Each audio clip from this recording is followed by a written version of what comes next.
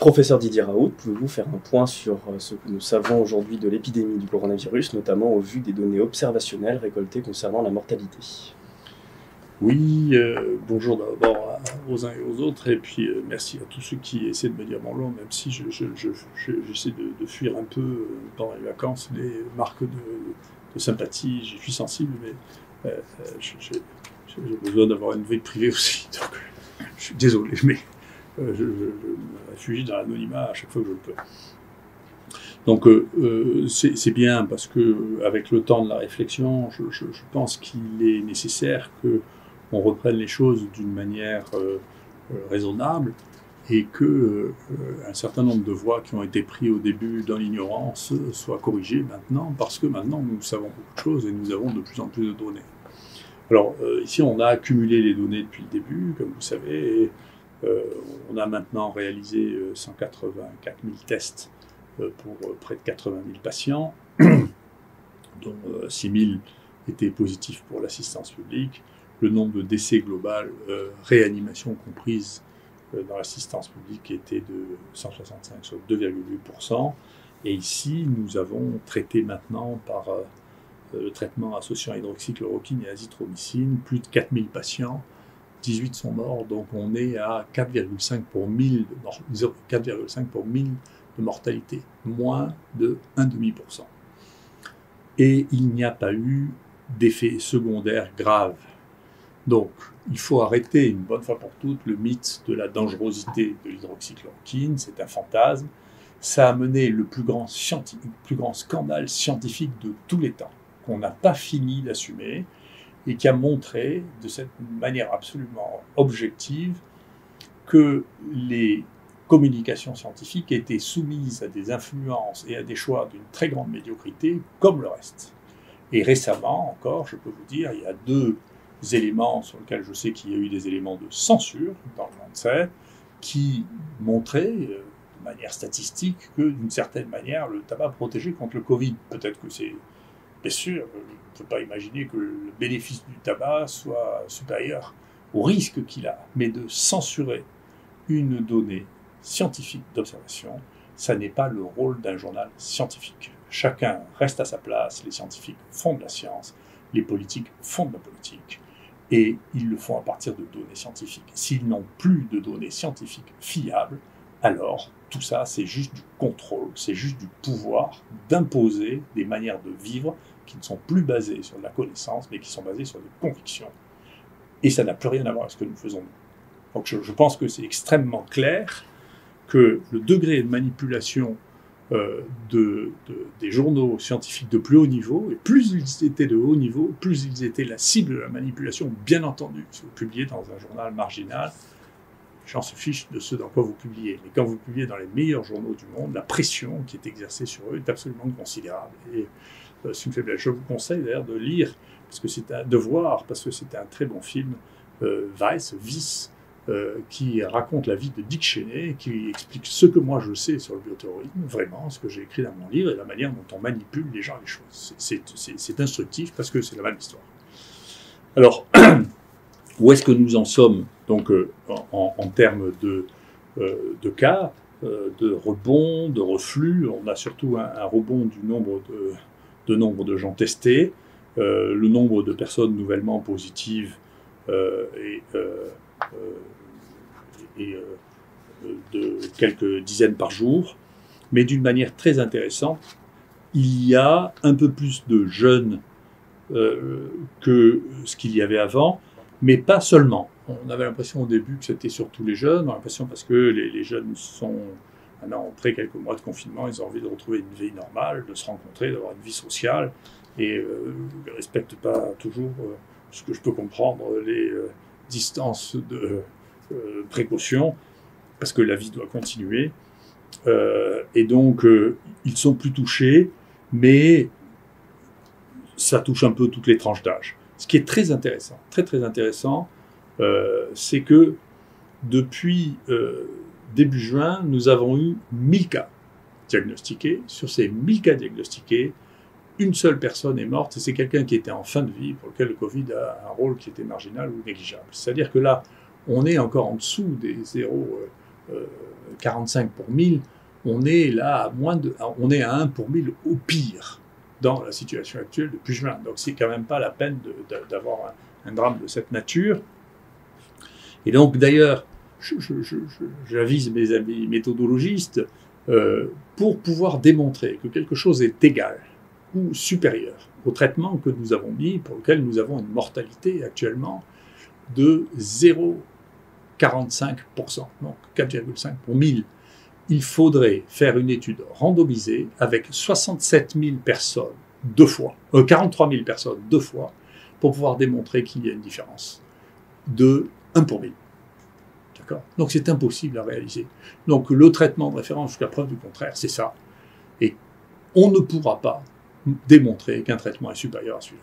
C'est pas possible. Techniquement, c'est pas possible. Donc l'efficacité thérapeutique de ce traitement est intéressante. Nous venons de finir un travail qui n'est pas encore publié, que l'on a réalisé avec les hôpitaux de jour dans les EHPAD de Marseille, pour lesquels on a commencé à tester les gens massivement durant la plus grande partie du mois d'avril. Et donc, 226 résidents d'EHPAD étaient dépistés positifs, dont une partie a été traitée, à peu près la moitié. Et alors, d'une manière intéressante, la mortalité chez les gens qui ont été traités est de 14,4%. Celle chez les gens qui n'ont pas été traités est de 27,8%.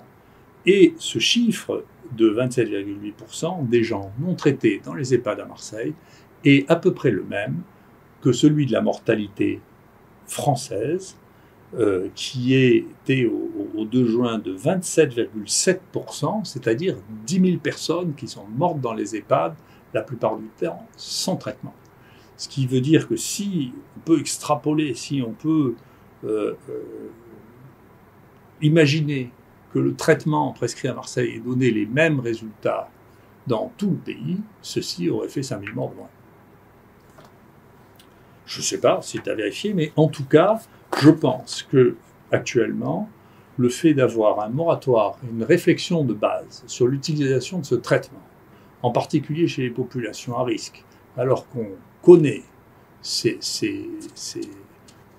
inconvénients, que l'on sait qu'il n'y a pas eu d'accident grave, tout ça était un fantasme, de prendre la mesure de ça et de proposer, en particulier s'il y a de nouveaux cas à l'avenir, un traitement efficace, demande vraiment une réflexion que j'espère qu'on mènera.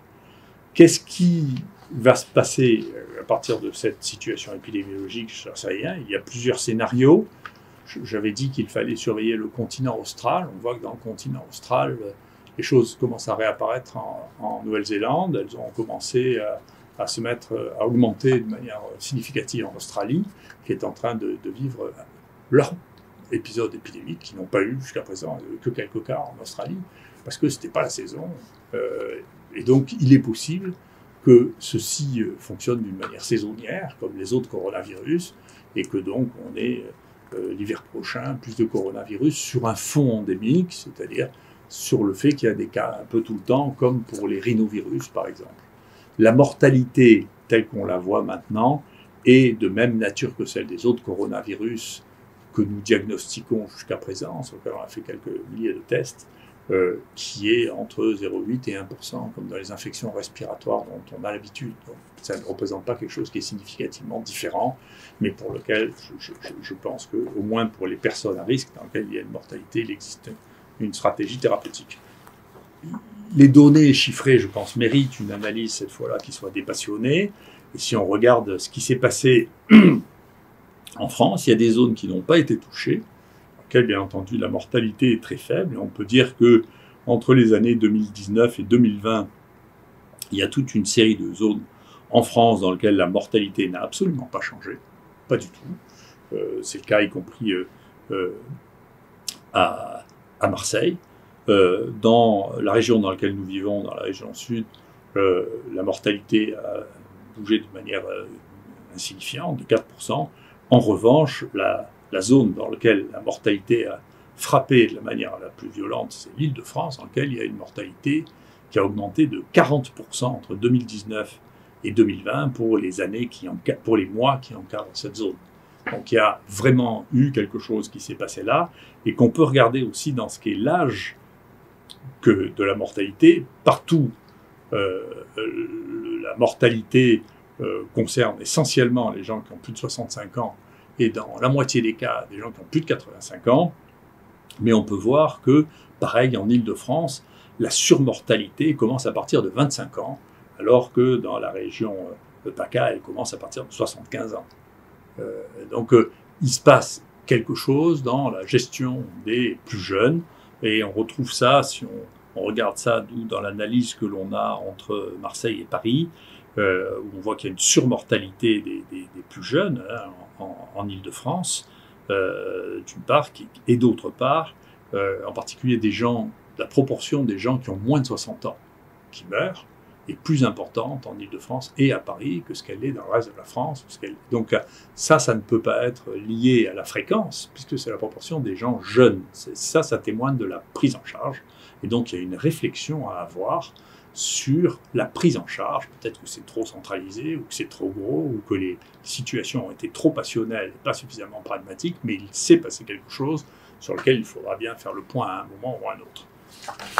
Ensuite, le dernier point dont je voulais parler, c'est que il y a bien entendu une multiplication des tests, et c'est bien, c'est ce que je conseillais depuis le départ. Je suis très content que ce point-là ait été entendu, parce que c'est un des éléments. Donc, je suis très content que ce soit un collègue parisien, le professeur Jarlier, qui travaille à la Sciences publiques de Paris, qui montre ces données de corrélation. Et parmi les corrélations qu'il a testées, la seule corrélation pour laquelle il est testé entre la mortalité dans un pays et une action, c'est la précocité de la mise en place des tests. J'ai toujours dit qu'il faut mettre les tests en place très très précocement, parce que on ne peut pas prendre en charge les maladies infectieuses sans faire des tests de diagnostic. Enfin, il faut faire attention aussi aux tests diagnostiques, parce que les tests diagnostiques ont une qualité qui dépend, en particulier la PCR, de la qualité de l'interprétation et de la qualité du test. Donc nous, sur les gens que l'on reteste, qui ont été positifs, et donc on a eu 838 personnes depuis le 1er juillet qui sont arrivées avec des tests positifs à l'extérieur, eh bien, on a trouvé que 21% d'entre eux étaient en fait négatifs. Donc ça veut dire que simplement il faut faire attention.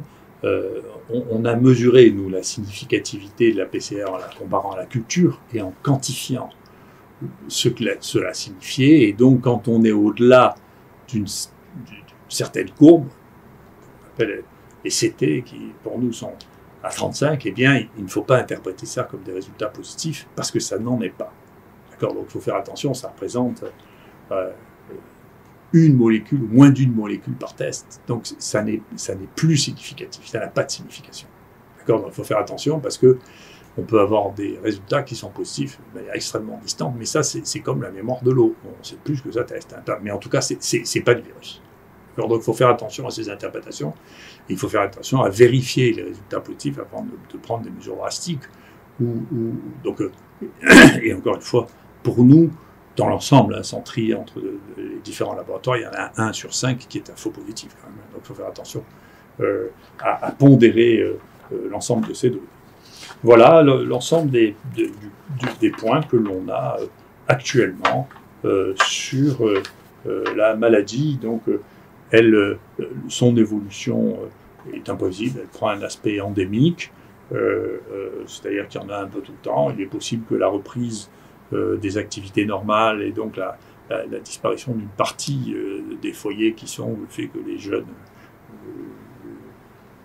vivent leur vie pendant l'été comme ils l'ont toujours fait, et que donc ça crée des circonstances de rapprochement qui entraînent probablement un truc. Je vous recommande sans arrêt de vous passer les mains avec de l'alcool. C'est quand même le meilleur moyen de protection de tout. Et quant au reste, nous verrons bien comment les choses évoluent, mais il faut dédramatiser cette situation, redevenir pragmatique, reprendre les faits tels qu'ils sont, arrêter de passionner les débats en disant qu'on est pour ou contre. C'est pas de la politique qu'on fait là, c'est du soin, c'est pragmatique. On tient compte des données au fur et à mesure qu'on les apprend, et il ne faut pas avoir honte de changer d'avis si on s'est trompé. Est-ce qu'on comprend pourquoi la mortalité du virus a baissé aujourd'hui ? Je n'en sais rien, et globalement, on comprend. Depuis le début, de toute manière, depuis l'ensemble des épidémies, on constate, mais on ne comprend pas pourquoi. On constate qu'au début d'une épidémie, quand les choses s'accélèrent, la mortalité, la transmission, la contagiosité augmente, et puis ensuite elle diminue sans qu'on sache pourquoi. Il y a beaucoup de théories. Est-ce que c'est l'immunité générale de la population? Qu'est-ce que c'est? On n'en sait rien. C'est décrit depuis le 19e siècle. De la même manière qu'on ne peut pas comprendre maintenant ce qui va se passer l'année prochaine, parce que c'est de la divination. On ne savait jamais personne. Aucune des prévisions qui a été réalisée et qui a excité les gens n'a permis de prévoir ce qui est en train de se passer maintenant. Il faut voir, il faut être armé et prêt à répondre à ça. C'est bien, je pense que le pays est mieux préparé au moins en termes de tests. Il faut que accepte là de donner un grand coup de lessive sur les idées acquises et revenir à la réalité pratique. Il faut apprendre à se méfier de l'emportement idéologique, y compris médicamenteux, pour revenir à des choses très pragmatiques. Voilà, parce que quand même, ceci restera dans l'histoire de la médecine, et je pèse mes mots, on parlera encore dans un siècle de l'histoire qui a fait penser dans le monde que l'hydroxychloroquine pouvait tuer entre 10 et 30% des gens quand elle était prescrite. Personne ne pourra croire qu'il s'est passé une crise de cette nature-là, tellement elle est folle. Donc, qu'est-ce qui a rendu tellement les gens fous à ce moment-là, qu'ils ont été pris à croire qu'une molécule qui avait 70 ans, qui a été prescrite à 1 ou 2 milliards de personnes, brutalement était devenue un produit incroyablement toxique? C'est quelque chose qui témoigne d'un profond problème, aussi bien de la manipulation des esprits, de l'ignorance, de l'incompétence, qui restera et qui laissera une trace dans tout le siècle à venir. Merci.